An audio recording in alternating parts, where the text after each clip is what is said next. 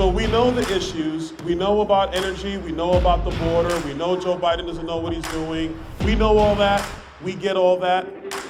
But why do this? Why do this here tonight with Legacy PAC? Because there's a whole lot of people who have the passion to save this country who need help getting off the ground. The purpose of Legacy PAC is to save America. That's our mission. That's what we really want to do because America is worth saving. I am by trade, I'm a cybersecurity engineer. Okay, so this is my first run in politics. We need more conservative Republicans standing up and fighting for the Constitution. We're an America First PAC, and we want to promote and help our up-and-coming candidates, and we're going to be holding the line for President Trump. I joined the Army at 17 years old. My first day at my first unit, which was 25th Infantry, was September 10th, 2001. So the next day was 9/11. And I spent about a total of a decade between Iraq and Afghanistan in country. So my country means everything to me. When I realized that if people like myself who don't want to be politicians don't start stepping up and taking these seats, that nothing's going to change, then I said, okay, I'll do it. Who deserves to lead the people of this country more than those who serve this country? So I'm behind every one of them. So let's make sure we get more veterans into power. I'm all for it. Remember why you're involved. We have to make sure people remain humble and not engage in self-glorification. You are here for one reason, and that is to save the country. Period. End of story. And for those candidates who are looking uphill and wondering how, keep your head down, focus on the target, and outwork everybody. And I promise you, you're not gonna lose. You're either gonna win on election night or you change the game on election night. So God bless you guys. Thank you so much, Legacy PAC. Thank you, Legacy PAC.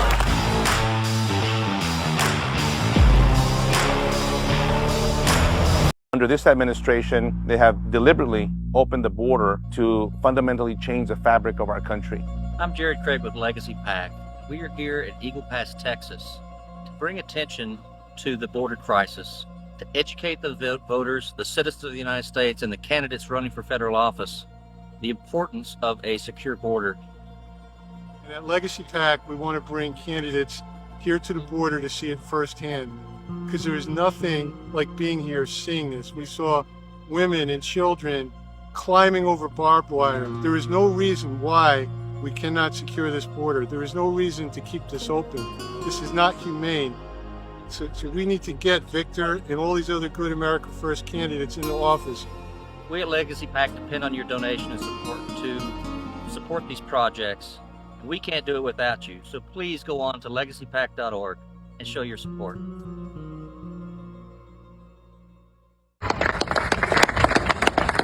And stand where stand. Stand is with Veterans for Trump. Thank you, Martha. Thank you all. We're honored. I know there are so many organizations represented here today. We're sitting here tonight, but you're going to do very well. And I just had somebody write down, first of all, James and Sarah Pritchard, thank you very much. Yes. Great job. Thank you. We appreciate all the help. Stanley and Donna Fitzgerald. Right here, sir. Thank you very much. It's great. It's great that you're with us. Mike Acton. Hi, this is Stan Fitzgerald, Veterans for Trump, and I'm here with Matthew Shoemaker, who's running for Congress in North Carolina. How are you today, brother? Stan, I'm doing really well. I really appreciate you taking time to talk with me.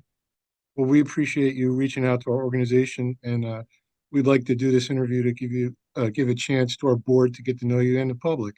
So, Matthew, can you please tell us a little bit about your background?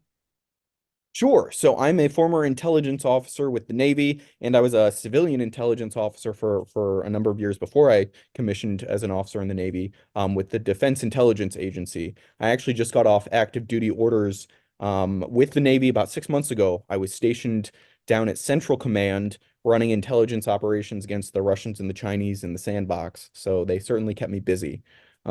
Since, leaving active duty orders, I'm actually a military and national security commentator for Fox News and Newsmax. And it's a little bit based off of what's going on in the news cycle when I appear. But over the past 2.5 months or so, it's certainly been very Israel focused, since things are getting a little bit more complex and complicated by the day over there. Prior to that, though, I was stationed all over the world. I was stationed with European Command over in England when I was part of the Defense Intelligence Agency. I've been stationed in Quantico, was actually at Pearl Harbor at one point or another.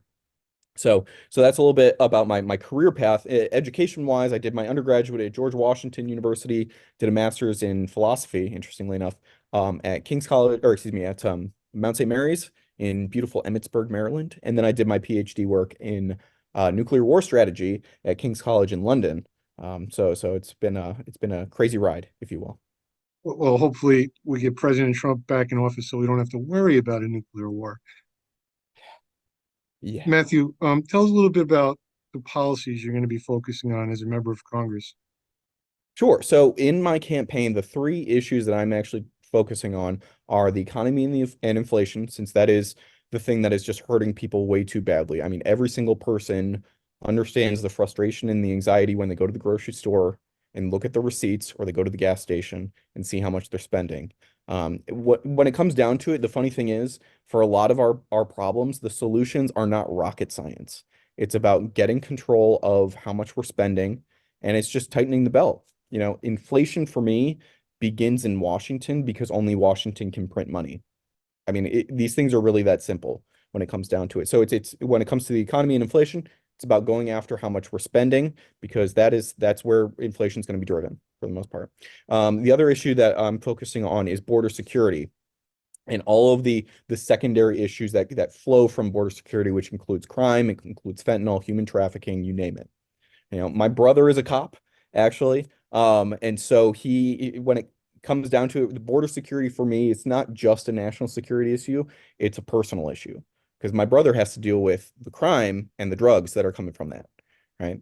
And so when it comes to, at the very least, when, this concept of, defunding the police and all that, I don't defund the police, I defend them. I mean, it's personal for me when it comes down to it. And then the third issue is going to be election integrity. North Carolina has done a wonderful job over the past 6 to 12 months putting in place mechanisms to bring faith back to our electorate through voter identification, to know that when someone is declared a winner in a race, that person is actually the people's choice.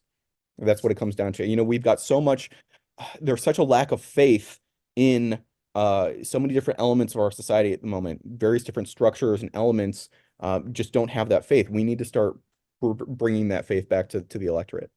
And every day that goes by, there's less and less faith in our election system with these court rulings. Absolutely. Well, and then it comes down to, the way that the media portrays it. And there's a reason why the media has, like, I think at best 20%, trust rate or something like that right now. I mean, even the military, which usually has one of the highest rates of trust, is declining. I think the last poll that I saw had said something along, I think it was about 50%. It was, yeah, I know what you're talking about. It was a significant decline. It was the Reagan Institute in California put it out, whatever. Yeah. Usually it's up in the at least north of 60%. The vast majority of people usually have faith in the military, and even that's declining. I mean, I saw that when I was on active duty orders. The way that the current administration is running the military, it's just disgusting. Yeah. Well, Matthew, something else that's disgusting to most of the country is what's going on with the weaponization of the DOJ and even state level law enforcement agencies against the former president. Can you give your comments on that, please? What your thoughts are? Sure. So, I mean, the way that the media has talked about it, generally speaking, is the notion of the deep state, right? Especially with the three-letter agencies, especially the FBI. When I was with DIA, I actually had to liaise with FBI agents every now and then for certain projects we were working on. And generally speaking, we hear this a lot, like the low-level guys are pretty solid, but it's the upper echelon that's the problem. And that's true to an extent, right? The thing that I saw, even within DIA, was when it came to this notion of the deep state, is that there was never any, mustache twirling villain who was sitting at the top of the food chain, twisting twirling his mustache and thinking how he can screw over Republicans or conservatives. What I saw was it was more cultural. And by that I mean, and I have to be careful about what I say because I really like not being in prison. But what I saw was the way that other employees would game the system, right? The DIA prides itself on being as apolitical as possible. It's supposed to be a military intelligence organization, right? But individuals with their own axe to grind would find ways of riding that line between what was acceptable political discussion versus what wasn't. And, they would ride that line and they would push the envelope as hard as they could. And there were, people higher on the food chain that would go through some of the process for that. Sometimes they would let it slide and it would go even farther and farther, sort of thing. So it was more of a cultural issue, which for me is actually more insidious.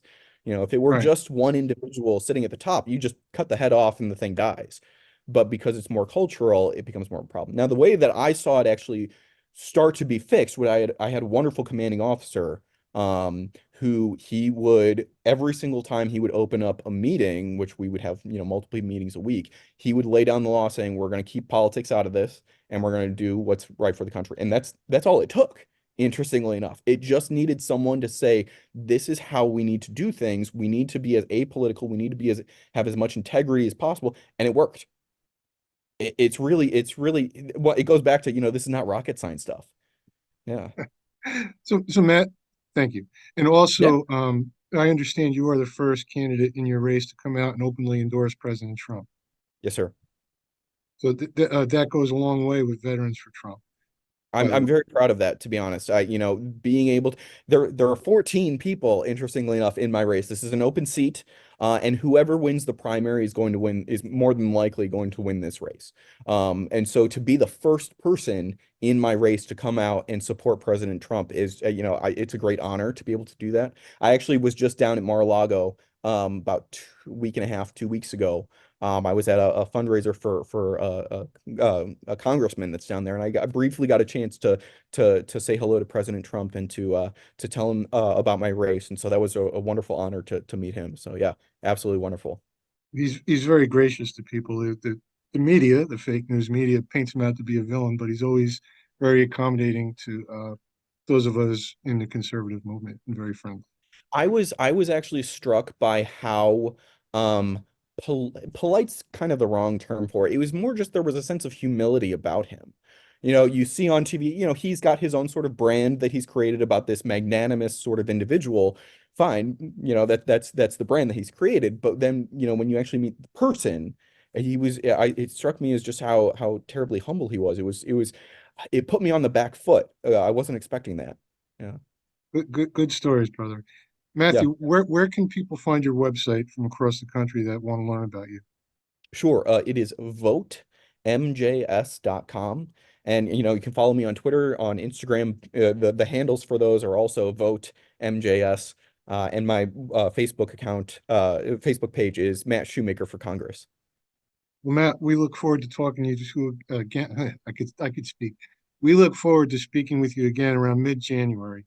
Our board will be working again then, and we'll be reviewing cases like this. And we look forward to seeing you soon. I appreciate that very much. Thank you very much for your time. You're welcome, Matthew. Take care, brother. Thanks.